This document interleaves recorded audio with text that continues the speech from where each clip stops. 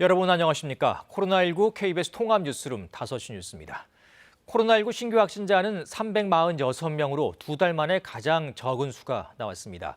이 방역당국은 완만한 감소세는 이어지고는 있지만 이동량이 증가하고 있어 재확산이 우려된다고 밝혔습니다. 박진수 기자의 보도입니다. 오늘 0시 기준 코로나19 신규 확진자는 346명입니다. 사망자는 12명 늘어 모두 1,328명으로 늘었습니다. 국내 발생 환자는 314명인데 수도권이 223명으로 가장 많았고 부산 23명, 경남에서도 21명이 나왔습니다. 지난 일주일간 하루 평균 404명 정도의 확진자가 나왔다고 방역당국은 밝혔습니다. 완만한 감소세가 이어지고 있지만 방역당국은 급격한 재확산을 우려하고 있습니다.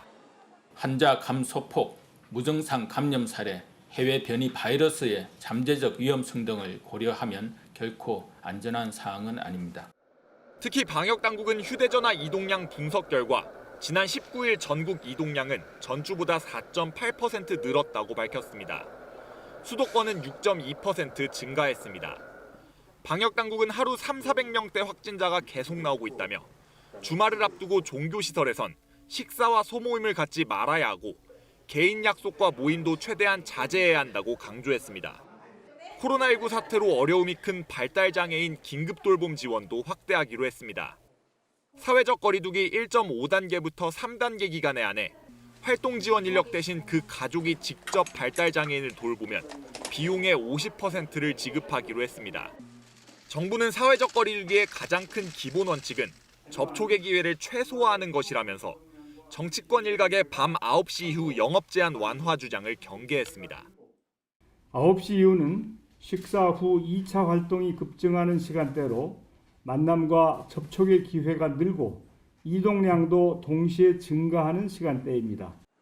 다만 정부는 자영업자들의 피해를 고려해 31일 이후에 거리두기 조정 방안을 마련하고 있다고 설명했습니다. KBS 뉴스 박진수입니다. 서울의 확진자는 보름째 100명대를 이어갔습니다. 서울시는 BTJ 열방센터를 방문하고도 진단검사를 받지 않은 5명을 고발 조치하기로 했습니다. 구경하 기자가 보도합니다. 오늘 0시를 기준으로 서울의 코로나19 확진자는 하루 새 115명이 늘었습니다. 하루 확진자가 보름째 100명대인데 확진율은 0.5%로 낮아졌습니다. 치료를 받던 60대 이상 환자 5명이 숨져 서울의 사망자는 290명이 됐습니다. 강남구 사우나에선 2명이 더 양성 판정을 받아 서울 19명을 포함해 지금까지 20명이 확진됐습니다. 서울시는 목욕탕에선 이용 인원 제한을 지키고 탈의실 등 공동 이용 공간에선 반드시 마스크를 착용해달라고 강조했습니다. 상주 BTJ 열방센터 관련 확진자는 1명이 늘어 모두 17명이 됐습니다. 지금까지 서울의 열방센터 방문자 301명 가운데 290명은 검사를 받았고 6명은 검사를 받을 예정입니다. 서울시는 열방센터를 방문했지만 검사를 거부한 1명과 연락이 두절된 4명을 고발 조치하겠다고 밝혔습니다. 미검사자 5명에 대한 GPS 조회 결과 모두 열방센터를 방문한 것으로 확인했으며 5명에 대해 유선 및 주소지 방문 조사 자료를 확인한 후 고발 조치할 예정입니다. 한편 코로나 치료가 끝난 요양병원 환자를 받아주는 요양병원이 부족해지자 서울시는 대형 요양병원에 병상 1%를 격리 해제자 입원 병상으로 의무 확보하라는 행정명령을 내렸습니다. 서울시는 완치된 요양병원 환자로 인해 감염병 전담병원 운영이 차질을 빚고 있다며 추가 집단 감염에 대비한 조치라고 밝혔습니다. KBS 뉴스 구경합니다. 경기도는 신규 확진이 116명으로 9일 연속 100명대를 보이고 있습니다. 경기도 상황은 김민아 기자가 전해드립니다. 경기도의 신규 확진은 116명으로 이 가운데 해외 유입 14명을 제외한 102명이 국내 감염입니다. 지난 14일 이후 9일 연속 100명대입니다. BTJ 열방센터 관련해 확진자 1명이 더 나오면서 N차 감염을 포함한 경기도 누적 확진자는 260명으로 늘었습니다. 성남 모란 종합시장과 관련해서는 1명이 더 늘어 22명이 됐습니다. 이런 가운데 경기 북부경찰청 소속 경찰관 1명이 확진 판정을 받았습니다. 경기 북부청에서는 이달 초 경찰관 3명이 확진된 이후 약 2주 만에 또다시 확진자가 나온 겁니다. 북부청은 확진자가 근무한 사무실 등을 폐쇄하고 방역 작업을 벌였으며 전체 직원 700여 명에 대한 전수조사에 들어갔습니다. 한편 경기도는 도내 택시와 버스 종사자 66,400여 명에 대해 선제적 전수검사를 한 결과 16명이 양성으로 나왔다고 밝혔습니다. 양성률은 0.024%로 경기 지역 임시선별검사소 72곳에 이달 평균 확진율 1.05%보다 낮은 수치라고 경기도는 설명했습니다. 경기도는 다만 일회성 단면 전수검사 결과는 해당 시점에서만 유효하다는 점에서 한계가 있는 만큼 운수사업자 등에게 정기적으로 방역 관리를 하도록 독려할 방침입니다.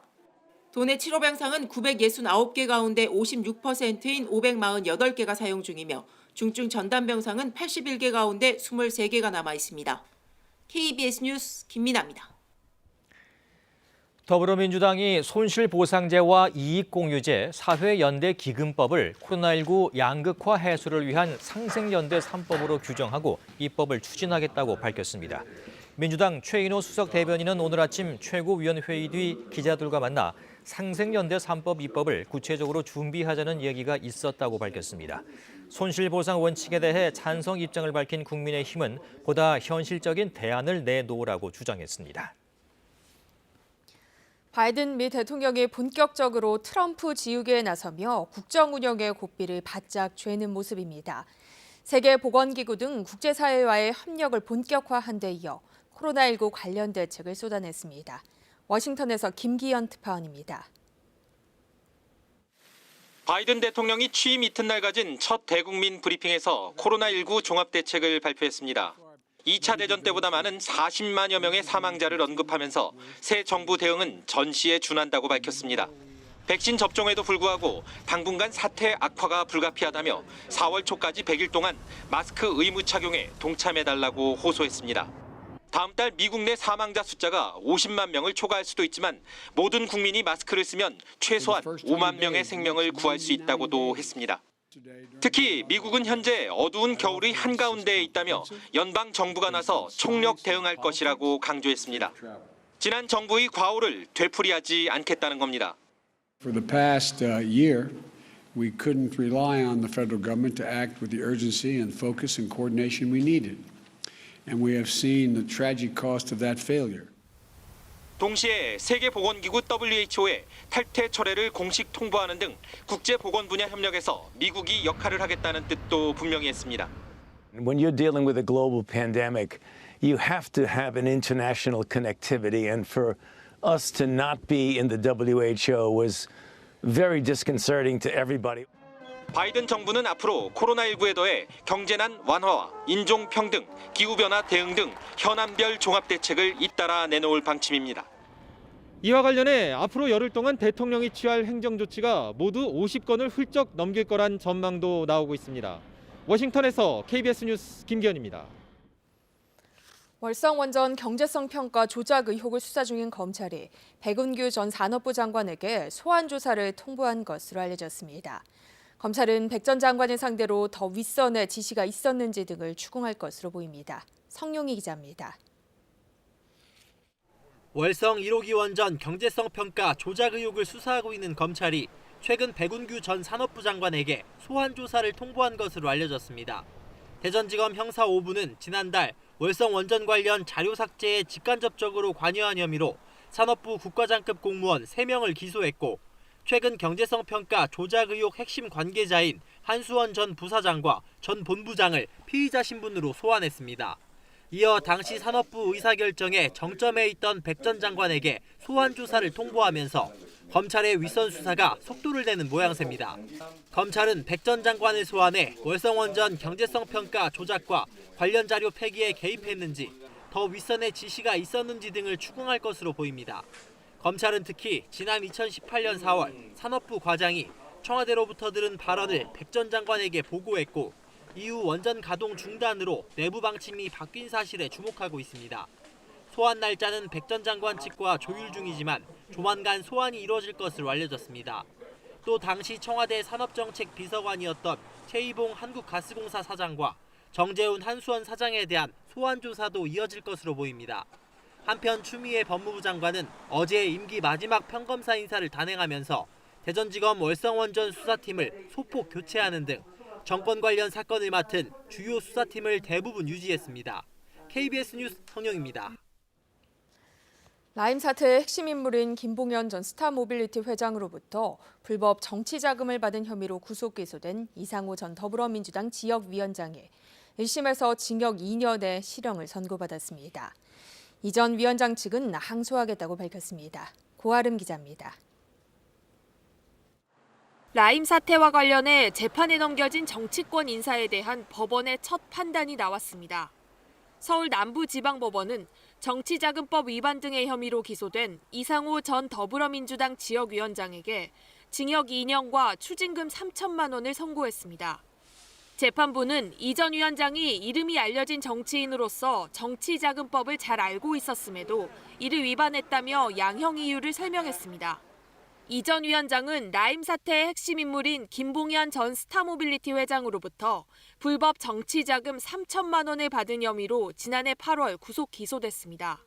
또 본인이 감사로 있던 전문건설공제조합이 김 전 회장의 자산운용사 인수에 투자해주는 대가로 5,600만 원을 동생 계좌로 수수한 혐의도 받고 있습니다. 이 전 위원장은 김 전 회장이 인간적인 관계 차원에서 돈을 빌려준 것이라며 혐의를 부인해왔습니다. 재판부는 그러나 당시 이 전 위원장이 민주당 부산 사하을 지역위원장으로서 정치활동을 하고 있었다면서 정당 간부로 활동하며 받은 돈은 명목과 무관하게 정치활동 자금으로 봐야 한다고 판단했습니다. 재판이 끝나고 기자들과 만난 이 전 위원장 측은 판결문을 검토하고 항소할 거라고 밝혔습니다. 이 전 위원장은 2002년 대선 당시 부산 지역 노사모 핵심 인물로 활동했고 지난 대선에선 문재인 캠프의 부산 지역 현장 조직을 담당했습니다. KBS 뉴스 고아름입니다.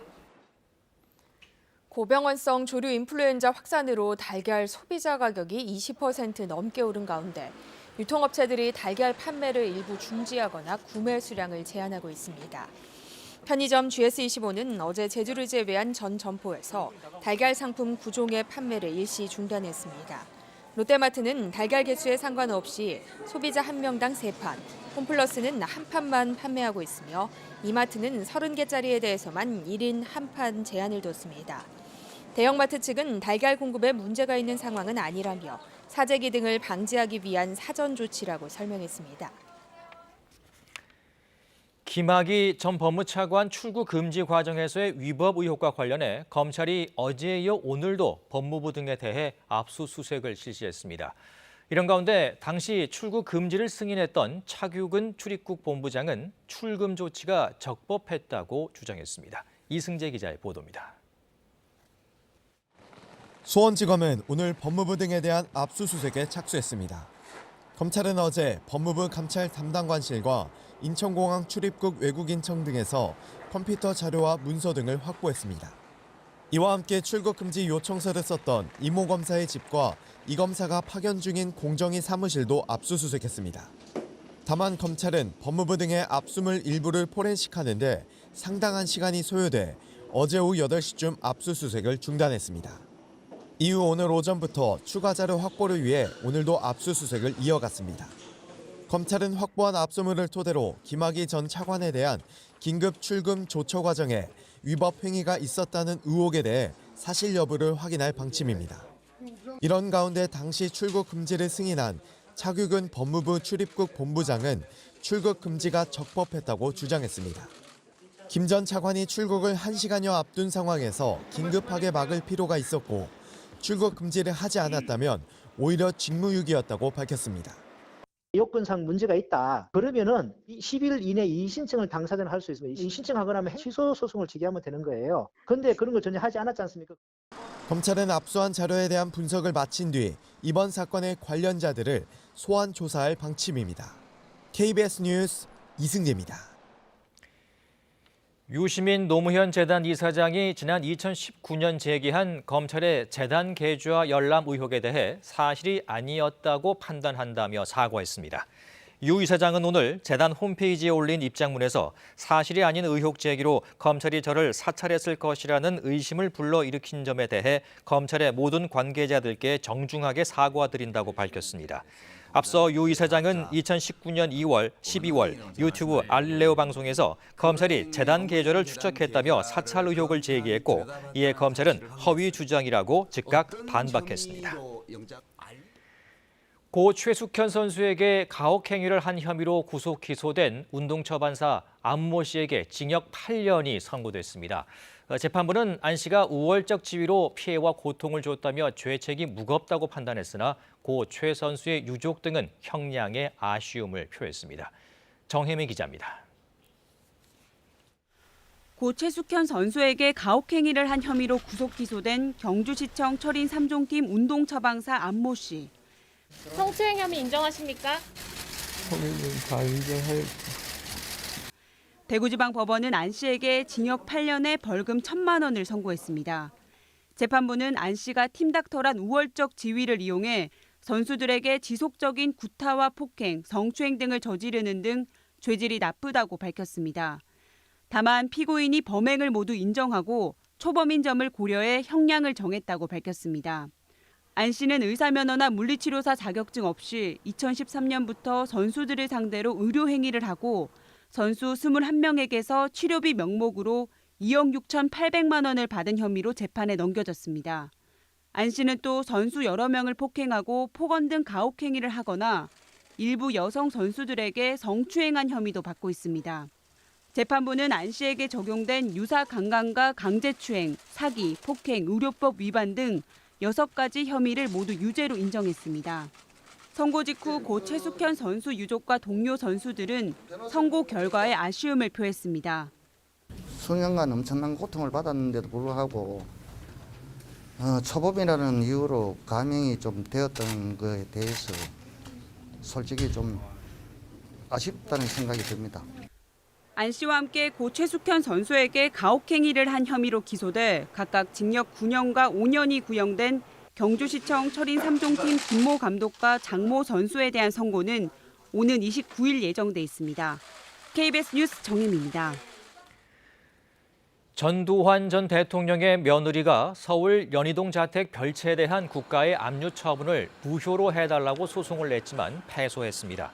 서울행정법원 행정6부는 오늘 전두환 씨의 셋째 며느리 이모 씨가 서울중앙지방검찰청 검사장을 상대로 낸 압류 처분 무효 확인 소송에서 원고 패소로 판결했습니다.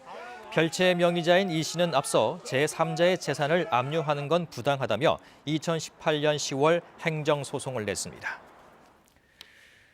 우리나라 지형에 맞게 정밀 지상 관측을 할 수 있는 차세대 중형 위성 1호가 오늘 국내에서 카자흐스탄 발사장으로 출발했습니다. 이 순수 국내 기술로 만들어진 이번 국토위성은 오는 3월 20일에 우주로 쏘아 올려질 예정입니다. 조영호 기자의 보도입니다. 한국항공우주연구원이 개발한 정밀지상 관측용 위성인 차세대 중형위성 1호입니다. 발사장 이동을 앞두고 연구진들의 막바지 점검이 이어지고 점검을 마친 위성은 발사장인 카자흐스탄 바이코누르 우주센터로 이동하기 위해 첫걸음을 뗍니다.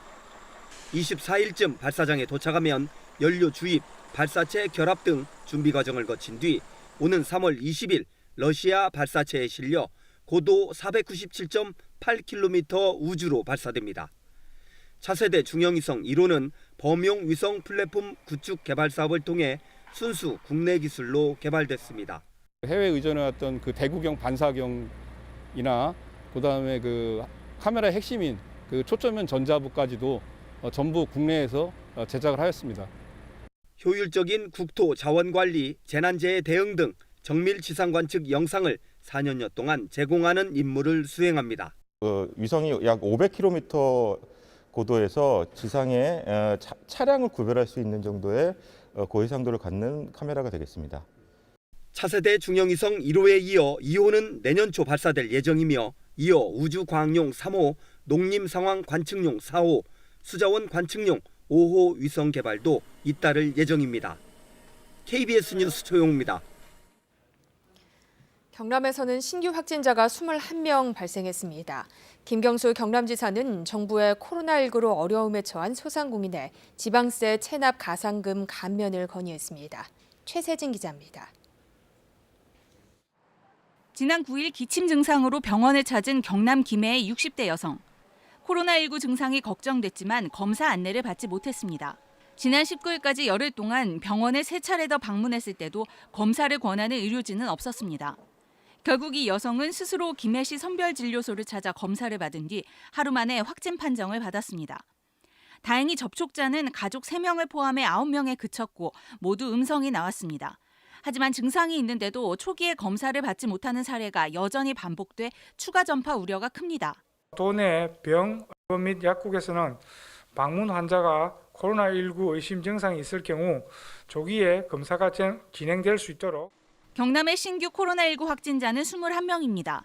진주 6명, 창원과 거제 각각 5명, 김해 4명, 양산에서 1명이 추가됐습니다. 1명을 제외하고 모두 내국인으로 대부분 가족과 동료, 지인을 통해 감염된 것으로 나타났습니다.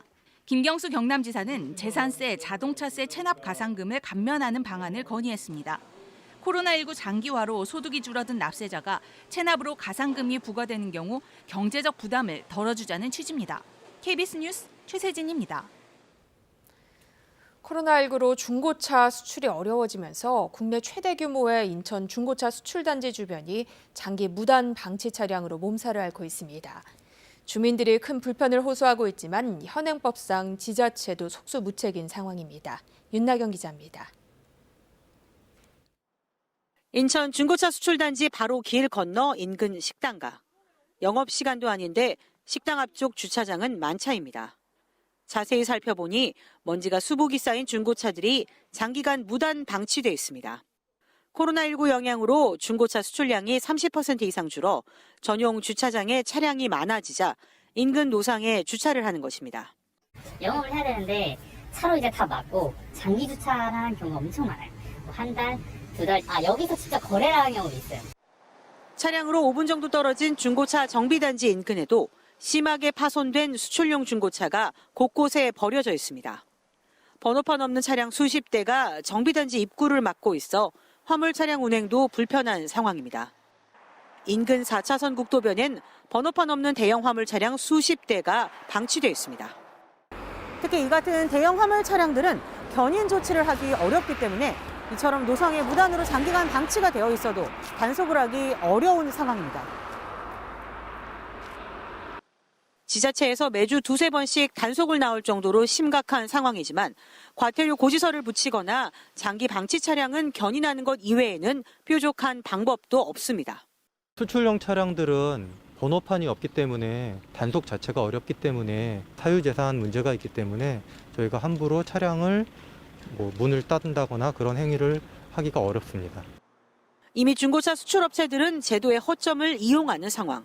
제대로 된 단속과 감독을 위한 제도 개선이 필요해 보입니다. KBS 뉴스 윤나경입니다.